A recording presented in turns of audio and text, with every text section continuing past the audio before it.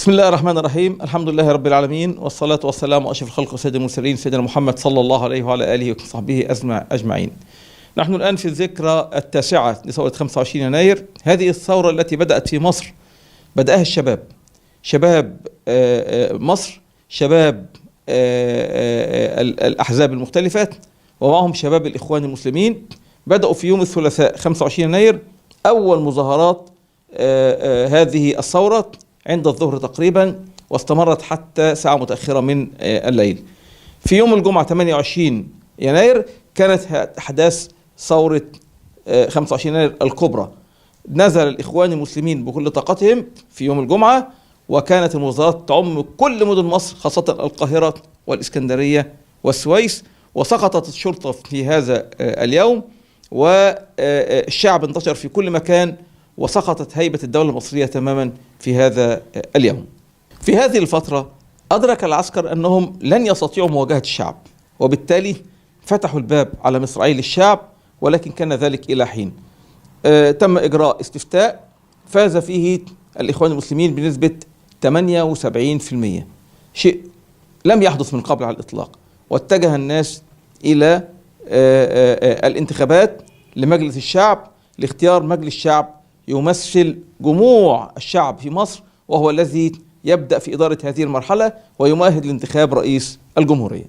فاز الإخوان المسلمون في 5 استحقاقات انتخابية متتالية: في الانتخابات الأولى في مارس سنة 2011، ثم 3 انتخابات متتالية في مجلس الشعب وفي الرئاسة، ثم في مجلس الشورى، ثم في الدستور. هذا الذي حدث عمل هزة شديدة عند العسكر. أدركوا أن الشعب يتجه إلى الإخوان المسلمين. مجرد أن جاء الرئيس محمد مرسي عليه رحمة الله، الشهيد محمد مرسي، أدرك الجيش أو قيادة الجيش أو المجلس العسكري في هذا التوقيت أنه لا أمل له إلا بإسقاط الإخوان المسلمين وإسقاط الرئيس محمد مرسي. الرئيس محمد مرسي اختار السيسي لكي يكون وزيرا للدفاع. لماذا اختار السيسي؟ لأن هذا المجلس كما قال الرئيس مرسي أنه كان يتكون من أناس كلهم سيئين، كلهم كانوا سيئين، وكان هذا السيسي يعني أفضل هؤلاء السيئين، كلهم كانوا أسوأ من هذا السيسي، وكلهم كانوا سيفعلون أفعال السيسي. هذا السيسي أقسم على القرآن كتاب الله، وأقسم أمام الله سبحانه وتعالى، وأقسم أمام رئيس محمد مرسي أنه سوف يتبع الدستور في مصر. هذا السيسي انقلب على الرئيس محمد مرسي بعد أن قامت المخابرات المصرية بتخريب كل شيء في مصر، وثورت الشعب ضد الرئيس محمد مرسي حتى كان يطالب بالانقلاب عليه. في 30/6 سنة 2013 جمع الجيش أناس من الشعب وصورهم تصوير، لعب في هذا التصوير وقال أن عددهم كبيرة جدا بالملايين، وهم لم يكونوا كذلك على الإطلاق. من نزل في الإسكندرية لم يكونوا يزيدوا إطلاقا عن 50,000 مواطن. من نزل في القاهرة لا يزيد بأي حال من الأحوال إطلاقا عن 500,000 مواطن. وهذا عكس ثورة 25 يناير التي نزل فيها في يوم واحد 20 مليون مواطن كانوا في الشارع في هذا التوقيت. لكن الانقلابيين استغلوا هذا المشهد أو هذا المنظر، وقاموا في 3/7 3 يوليو 3 تموز سنة 2013 بالانقلاب على الرئيس محمد مرسي، وتم القبض على الرئيس محمد مرسي وأودعوه في السجن، وقبضوا على الإخوان المسلمين. ورغم أن الإخوان المسلمين لم يكونوا هم الدولة، لكن كانوا حزب، ولم يكونوا هم الحكومة، لأن الحكومة كانت مشكلة من كل الأحزاب المصرية في هذا التوقيت ومن المستقلين، ولم يكونوا هم الرئاسة، لأن الرئيس اختاره الشعب. محمد مرسي اختاره الشعب ولم يختاروا أحد غير الشعب، وبنسبة 52%. ما فعله المجلس العسكري هو أنه انقلب على الشرعية الدستورية التي اختارها شعب مصر في هذا التوقيت. الانقلاب الذي حدث في مصر في هذا التوقيت شارك فيه كل الدول الكبرى، خاصة أمريكا، وطبعا معها بالتبعية إسرائيل، وشارك فيه الإمارات والسعودية والكويت بالتمويل النقدي. دفعت مليارات الدولارات كما حدث هنا في تركيا بالضبط في بيش تموز. حدث هذا في مصر في 3/7/2013، ودفعوا أموال طائلة إلى قادة الجيش المصري. ملايين الدولارات دفعت لكل قائد من قواد الجيش المصري حتى يوافق على هذا الانقلاب. وجاء السيسي بشيخ الأزهر، وجاء بتودرس بابا الأقباط المصريين، وجاء بحزب النور السلفي، وجاء ببعض رموز المجتمع المصري، وأعلن الانقلاب على الرئيس محمد مرسي، وتم القبض عليه وإيداعه في السجن.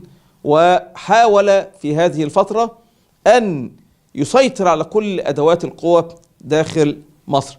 الرئيس مرسي كان يدير مصر إدارة ديمقراطية، هو ليس مسؤولا عن كل شيء يجري داخل الجيش، لأن هناك وزير دفاع، لكن وزير الدفاع كان خائن.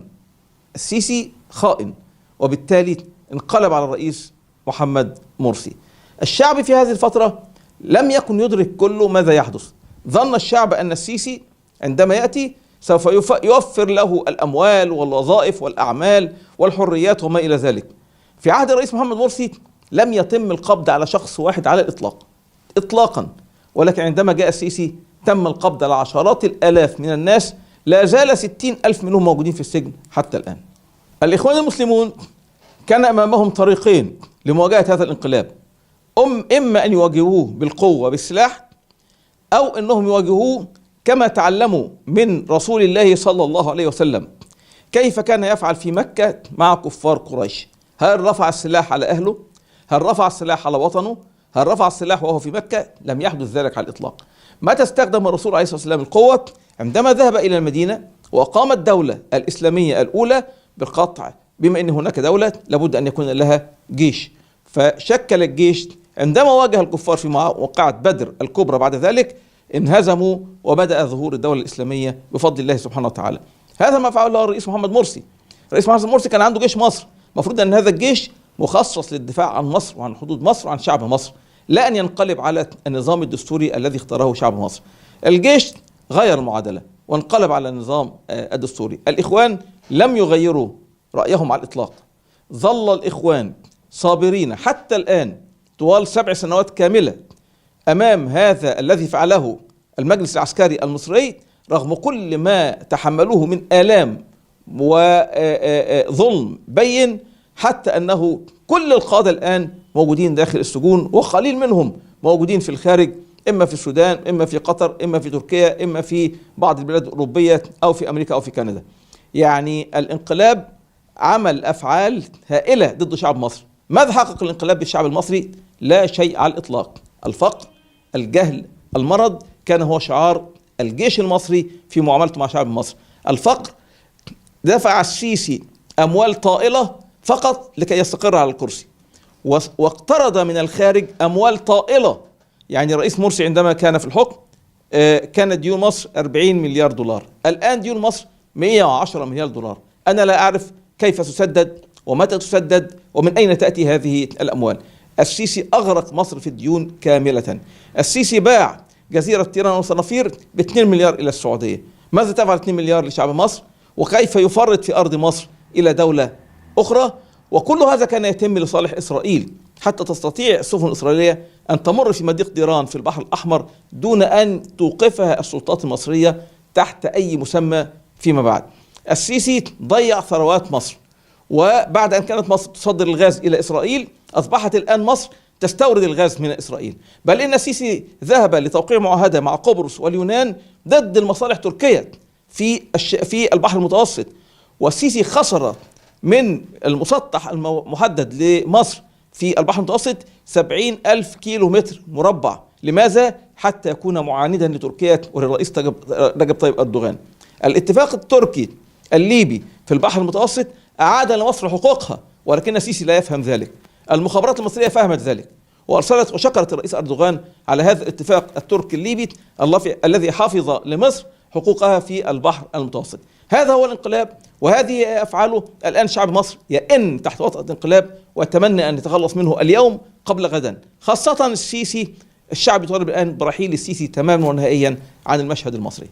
الآن في سجون الانقلاب العسكري عشرات الآلاف من المصريين، من قادة الإخوان المسلمين وتنظيم الإخوان المسلمين ومن عموم الشعب المصري، الآن يئنون تحت وطأة هذا الحكم العسكري الذي يعملهم بالإهمال الطبي والظلم البين، ويمنع عنهم الرداء، اللبس والغطاء في هذا البرد وهذا الصقيع الشديد جدا، حتى أنهم يموتون الواحد تلو الآخر في سجون مصر. الذي يحصل على البراءة من المحاكم المصرية لا يخرج على الإطلاق، هناك منظومة كاملة بين الداخلية الشرطة المصرية والقضاء المصري ورئيس الدولة السيسي. هذه المنظومة تعمل على عدم إخراج هؤلاء من السجن إطلاقا حتى يموتوا فيه هكذا وهم أحياء. الوضع الآن السياسي والاقتصادي في مصر غاية في السوء. السياسة الداخلية لا يوجد شيء على الإطلاق. السيسي أغلق كل منافذ السياسة في مصر، لا أحزاب، هو عمل بعض الأحزاب الكرتونية وشكل مجلس الشعب الذي قام بتشكيله هم رجال المخابرات. هؤلاء الناس كلهم يتبعوا السيسي. لا توجد معارضة على الإطلاق في مصر تجاه السيسي، لا توجد أي نوع من الممارسة السياسية تجاه السيسي. اقتصاديات مصر ضاعت وانهارت. لماذا؟ استلمها الجيش المصري كاملة. الجيش الآن أصبح يدير مصر اقتصاديا بالكامل. أصبحت أرباح جميع المشروعات تدخل في جيوب كبار الضباط اللواءات والجنرالات داخل الجيش المصري. الشعب ماذا يأخذ من كل هذا؟ الفتات. حال مصر الآن سيء جدا جدا جدا. يعني أنت لا تتخيل الآن الحد الأدنى للأجور في مصر يساوي قرابة 600 ليرة تركية. 600 ليرة تركية لمواطن مصري، كيف يعيش بهم؟ كيف يأكل؟ كيف يصرف؟ كيف يركب المواصلات؟ كيف يتزوج؟ استحالة أن يعيش بهذا الرقم. 600 ليرة تركية كي يسكن بها ويعيش بها. الوضع الاقتصادي في منتهى السوء الآن في الحالة المصرية. بدون أدنى شك هذا الانقلاب العسكري قد أحدث هزة عنيفة في الشعب المصري، والإخوان المسلمين جزء من الشعب المصري، وبالتالي حدث اهتزاز شديد عند بعض الشباب وبعض الكبار في جماعة الإخوان المسلمين، أدت إلى انشقاق هؤلاء الناس وخروجهم عن جماعة الإخوان المسلمين. بعضهم استخدم القوة، بعضهم استخدم العنف لما تعرض له من الشرطة المصرية. بعضهم شاهد قتل والده أمام عينيه، بعضهم شاهد إهانة أمه أو أخته في سجون السيسي وأقسام الشرطة في مصر، وبالتالي كان عنده رغبة في الانتقام. وهذا أمر يرجع إلى شخصه ولا يرجع إلى الجماعة في شيء على الإطلاق، لكن الجماعة برمتها كانت ضد استخدام العنف بأي شكل من الأشكال. هؤلاء خرجوا عن الجماعة تماما ونهائيا، ولا نعرف عنهم الآن يعني ماذا يقومون ولا ماذا يديرون. من يريد منهم أن يعود إلى الجماعة عليه أن يتنصل تماما ويتوب أمام الله عما أحدثه أو فعله في هذه الفترة، لأن الجماعة ترفض رفضا تاما استخدام العنف أو استخدام السلاح في داخلها. نحن نستخدم السلاح فقط في حالتين اثنين: في حالة المحتل الأجنبي في الداخل، وفي حالة المحتل الأجنبي في الخارج. عندما جاء الصهاينة إلى فلسطين سنة 48 استخدمنا السلاح، والإنجليز عندما رفضوا الخروج من مصر سنة 51 استخدمنا السلاح. هاتين الحالتين فقط التي يسمح بهم في استخدام السلاح داخل جماعة الإخوان المسلمين، أما غير ذلك فلا. كل هذا الذي يتم الآن في مصر وفي السودان وفي ليبيا وفي تونس وفي الجزائر وفي سوريا وفي العراق وفي اليمن وفي باقي أقطار الأمة العربية ما هو إلا مخططات صهيونية غربية، القصد منها تفتيت هذه الأمة العربية تفتيتا شديدا. الأمة العربية الآن تتكون من 22 دولة، هم يريدوا أن يفتتوا هذه ال 22 إلى 60 أو 70 أو 100 دولة أخرى. لماذا؟ حتى تقوم الصراعات بينهم. هل تعرف أن هذه الدول العربية مجتمعة تمتلك من السلاح أكثر من أمريكا، وتمتلك من السلاح أكثر من روسيا؟ هي أقوى منطقة في التسليح في العالم كله، لكنها منطقة ممزقة. 22 دولة ب 22 جنسية، ب 22 ملك ورئيس، ب 22 أمير، ب 22 جيش. هذه الجيوش كلها ضد بعضها البعض، تحارب بعضها البعض. الذي نطلبه الآن من هذه الدول وهذه الجيوش أن تكون طوع الشعوب العربية تريد أن تتلاحم مع بعضها البعض، أن تدخل إلى بعضها البعض، أن تتحد مع بعضها البعض، أن تكون لها قيادة واحدة تتعاون مع تركيا، تتعاون مع باكستان، تتعاون مع باقي الدول العربية والإسلامية في مواجهة هذا الغرب الذي يريد تفتيت وتشتيت الأمة العربية. سايكس بيكو كانت منذ 100 سنة، نحن الآن نريد أن نتخلص من سايكس بيكو التي فتتت العرب إلى كل هذه الشراذم. نريد أن نعود إلى كل عالم إسلامي بما فيه من دول مثل تركيا وباكستان وغيرها من البلاد الإسلامية.